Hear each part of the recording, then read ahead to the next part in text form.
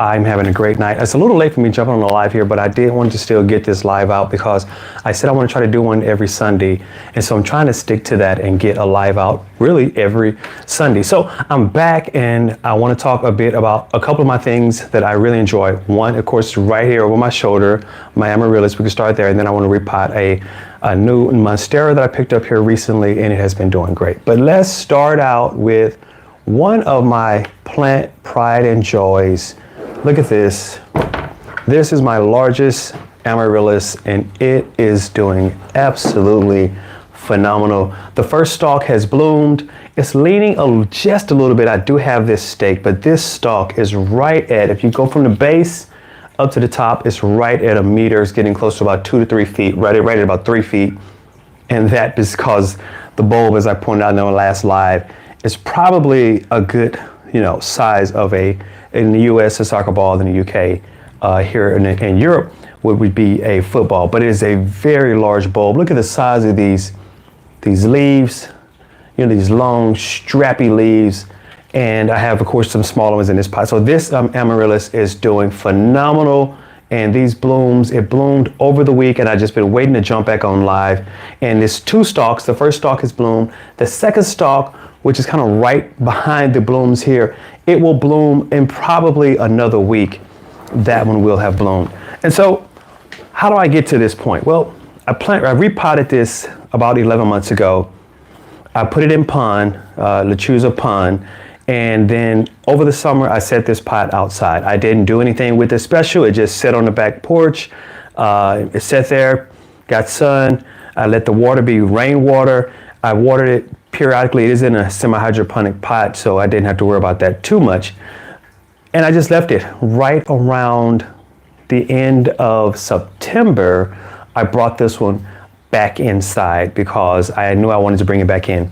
It grew throughout the year. It did not go dormant at all during the year. It grew throughout the entire year.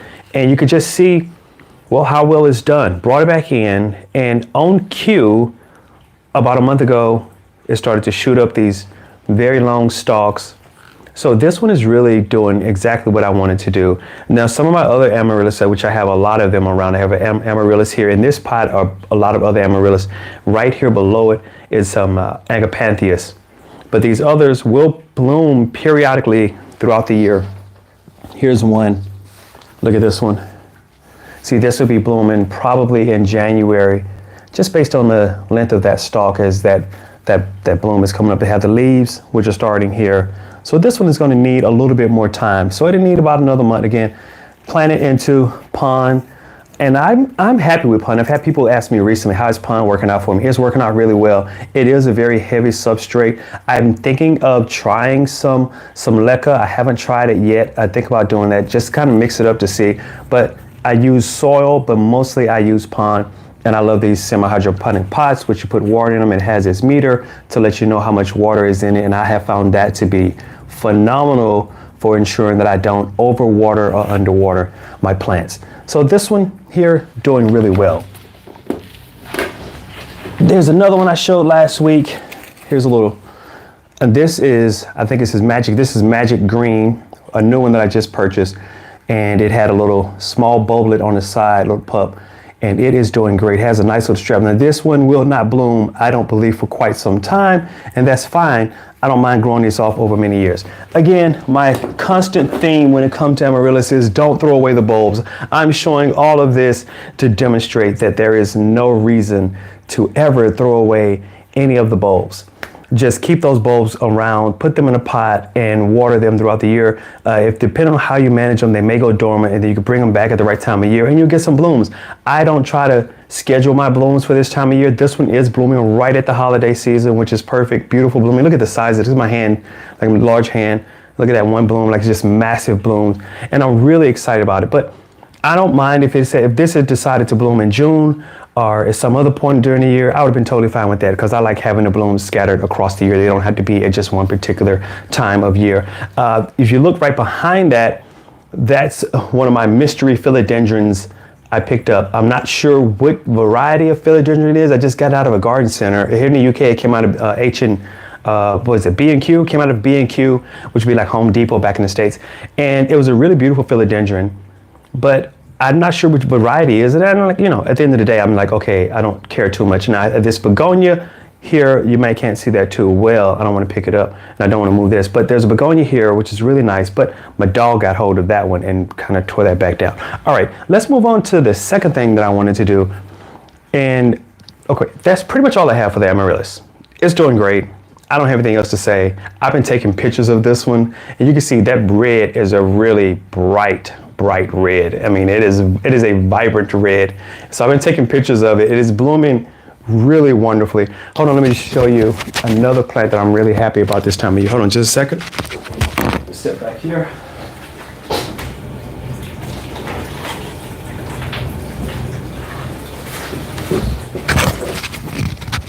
Now here's another plant that blooms really well at this time of year. Let me put my mic back on.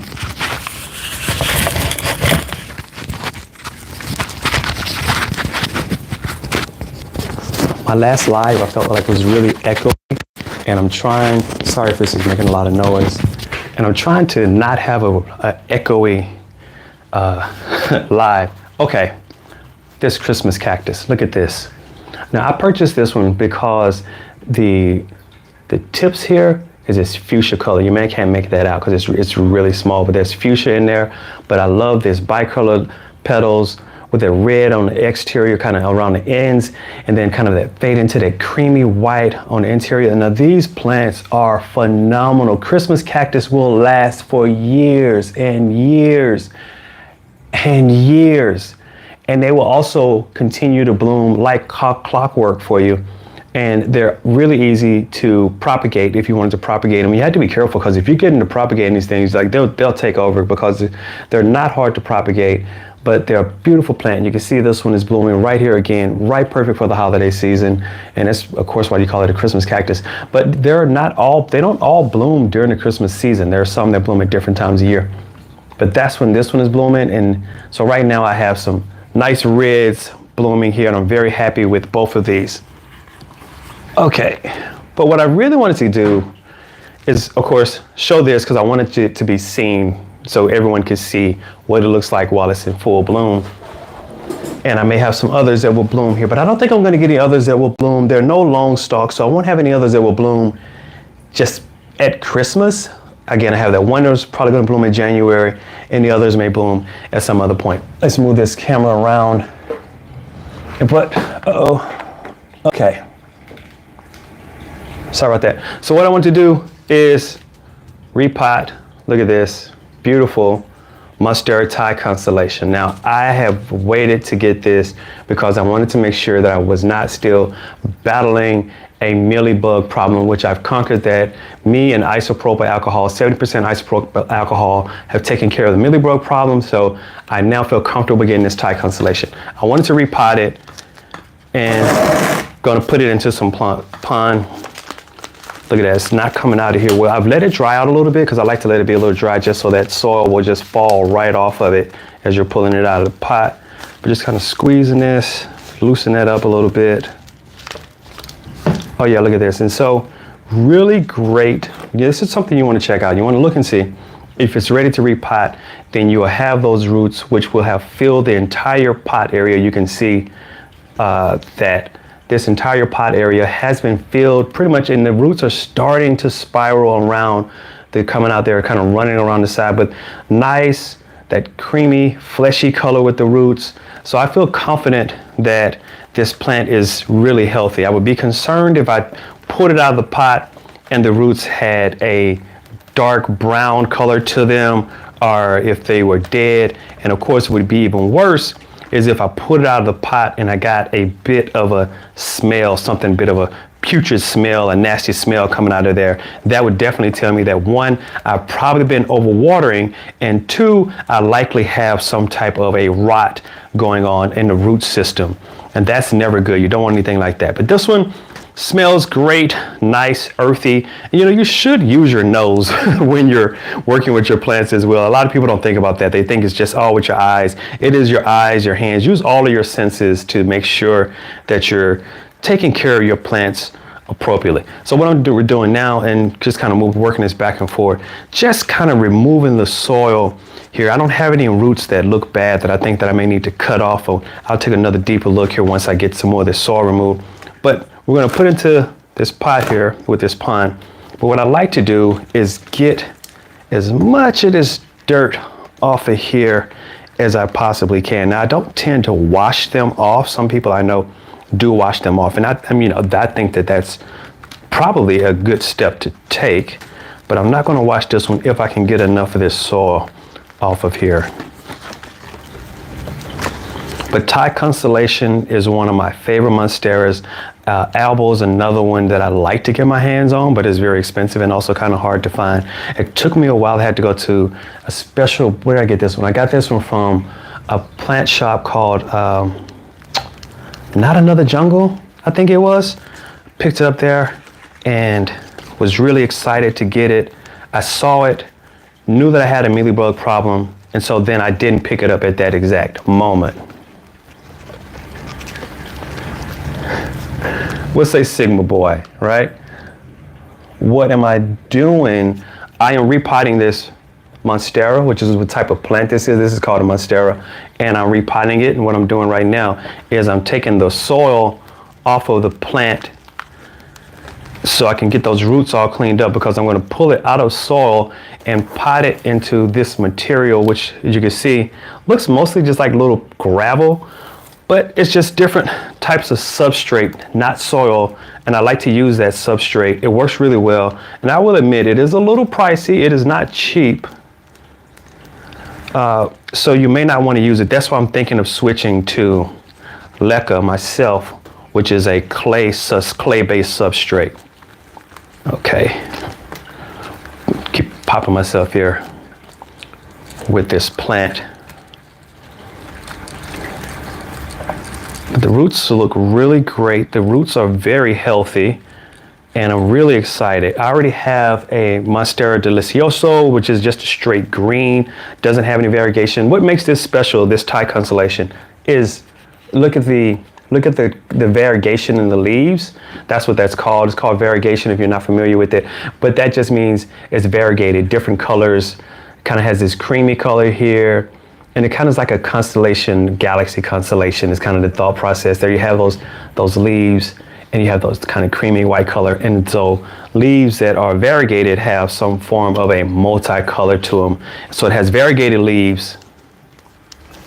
Well, it was out of the ground because it was in this pot. And it was in this really small pot. And I was kind of starting to outgrow this pot. And I want to get it into a larger pot. And it is a tropical plant. And I'm here in England, so I couldn't not plant this outside. This is an indoor plant. You'd want to have this in your home.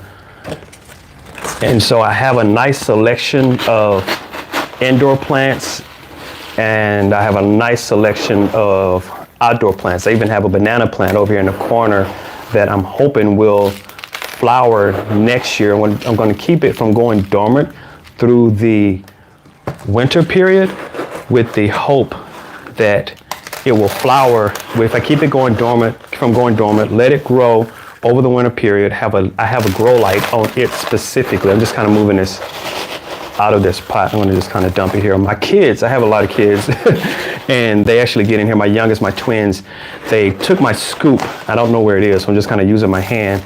My daughter, she's 1.5, and she loves coming into the plant room and picking up the plants and moving the pots around. And so I have a nice scoop, and she kind of took that from me. And really simply, then just kind of put that Lechuza pond back. Because if you don't get that dirt, the plant will produce. So if I just took it and if I was going to repot in just a larger pot with soil, then I could have left that soil and then maybe tease those roots out a little bit and then just put it into another pot with soil. But since I'm switching the substrate from, which is like this, which is a soil, which is everyone's familiar with, to a substrate, which is these little pebble rocks, different materials. There's not perlite in here, but there's different rocky type materials in here. Since I'm switching that, the plants, if it has soil around those roots, it may have a tendency to just want to just grow in that root so the plants will stay balled up in this soil, which it just pulled out of, or it has the potential that it could get some rotting around the roots because the different substrates, the soil will hold more moisture around these rocks, so then it could hold a little too much moisture. So you want to get as much of that dirt off as you possibly can before you switch substrates.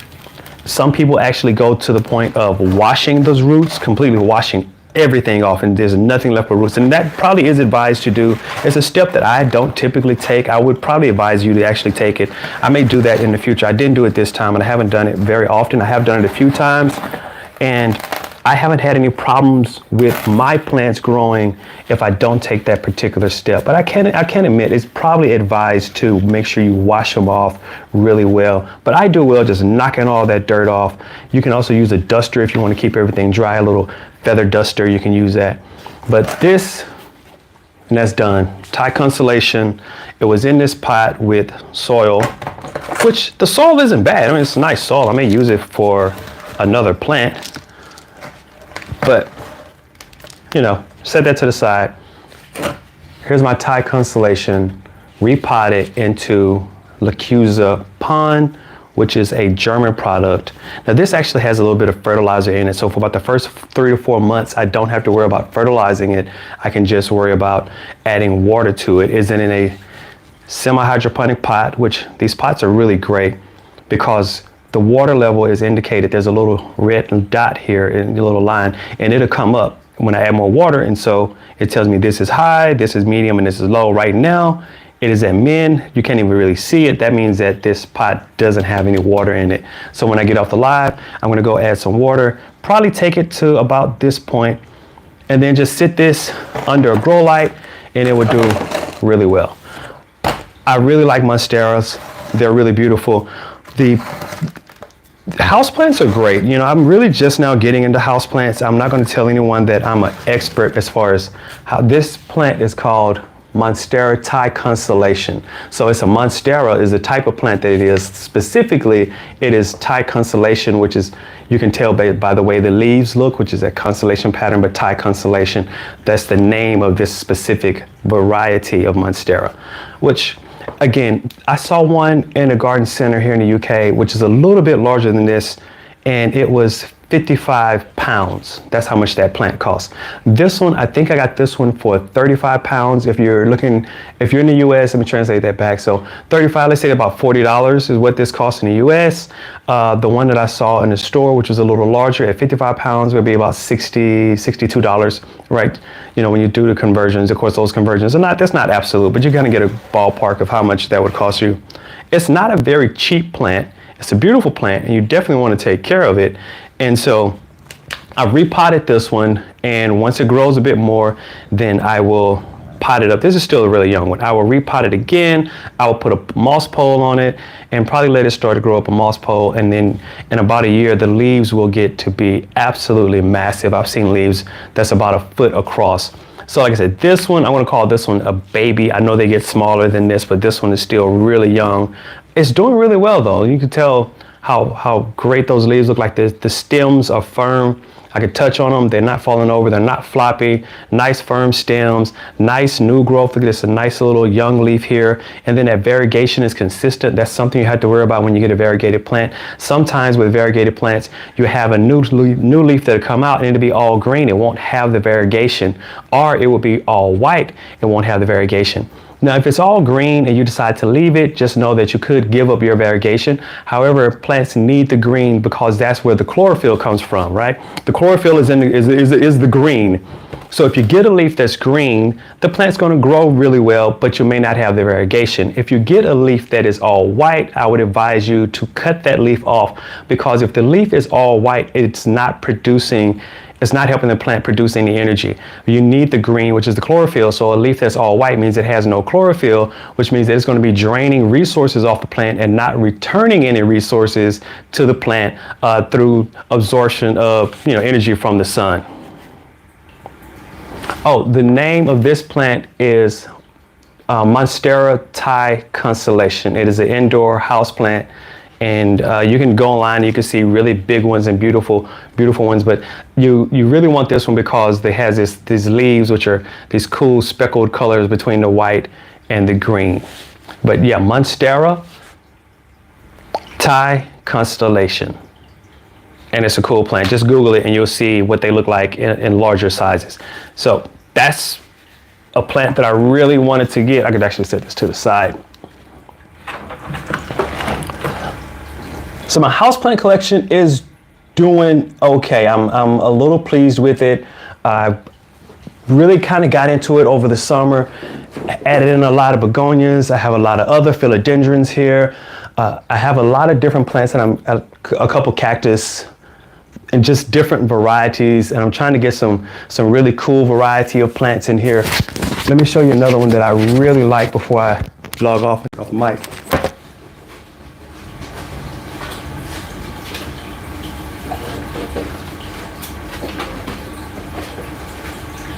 Now, I really like this plant. The tall red flower, that plant is Amaryliss. I'm not sure which variety it is, to be honest with you, but it is an Amarylis. It is really, and just to be honest with you, typically you won't see them this big. I do these lives just to showcase this plant. This is my pride and joy. This is a very large specimen of Amarylis. They can get this large. I've seen other people's with them this large, but look at this. I mean, this stalk is right at a meter, right at 3 feet. I mean, and there's 2 stalks. So these are gonna bloom right behind it. If you can see, like there's 1 stalk here, and then this is the 2nd stalk. It hasn't bloomed yet. So once these bloom, these blooms will fall off, and there's a whole nother stalk. So it's going to do this twice. So I'm going to get right at a month worth of blooms from this plant. The plant that I really like is this one. This is a philodendron, and it has this nice burgundy color to it. It's kind of this burgundy and green, really strappy, kind of leathery leaves. And it has done really well. I picked it up at the garden center. Also, this came out of B&Q. It only costs, I think, like £7, 50 cents, right? I'm not sure which variety it is because it wasn't labeled. I've had people tell me what they think it is, but I just love look at this stem. It's just so burgundy, you know, and this is let's see, the new leaves here. May get one out of here, but yeah, it just has this really burgundy color to it. And I just love that coloration. It just looks really cool to me. And so there isn't anything for me to do with this one right now. Once it gets a little larger, I may put a pole on it, a moss pole, and tie it up to a moss pole, and or I may just kind of let it just continue to grow free form. I'm not sure which way I want to do it right now. But right now, I'm very happy with this plant. I have a grow light that sits directly over it because I really want to increase the amount of growth. I'm not sure how well it will grow with this beautiful color. Like this burgundy color here is really nice. It's done really well. It's not been a very fast grower. It's doing well. It's planted also into the Lacusa pond in a semi-hydroponic pot. Again, most of my plants are. If you can see here, that little dowel right there. It's not a dowel, more of it when it just kind of goes up and down, but has plenty of water on that.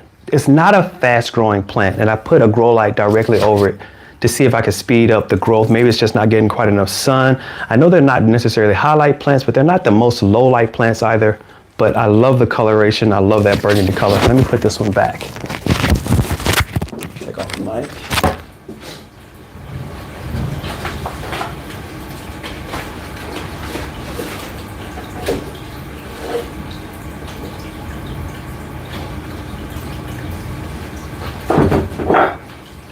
So yeah, I put this back on. That is one of my favorite plants. I have several in here that I'm really fond of, and that's one of them that I'm really fond of. Okay, guys, I just wanted to jump on this live. I really wanted to show off this Amarylis and say again, for the umpteenth time, don't throw away your Amarylis bulbs. They sell them all over the place. You can find them in grocery stores. You can find them in shopping centers, department stores. At this time of year, they're everywhere. If you buy one, if it blooms for you through the holiday season or right after the holiday season, it's really wonderful. Take it, put it in a pot, put it in some soil. It's going to throw off a couple strappy leaves, give it some sun, and sometime over the summer or sometime over the next year, it will send up a new stalk and it will bloom for you again. So once you buy that bulb, it will continue to grow for you for many years to come. As you can see, this one is a perfect specimen of what you can get. All right. If there are any questions, I'll answer those. So yeah, I like that reddish purple one. That's one of my favorites. No questions, guys? I'm going to probably jump off this live here. It's been fun. I'm trying to do these every Sunday. I want to dedicate about 20-30 minutes to it every Sunday, and then I just kind of cover a different plant. This week, I wanted to cover my amaryllis, which is blooming. I wanted to repot the Thai constellation, which I just did. Next week, I have a lot of plants, and I'll probably pick another one or two of those, go do a little deep dive on it. And if anyone has any questions, I tend to jump on UK time, probably around 7:30. That'll probably be what time I jump on next week. All right, guys, it's been wonderful. Until next time, take care.